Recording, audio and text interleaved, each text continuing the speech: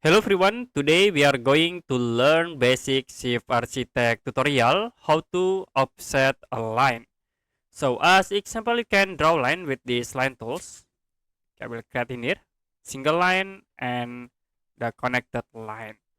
So if you want to offset this line, we can use the transform tool, select the line object and click transforms, checks for copy and we copy once for number of copies, click OK to apply.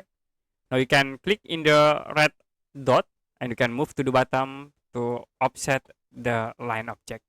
In these two lines you can select and you can use transform again, check for copy, click OK, and then you can move one by one these line objects to create the offset line.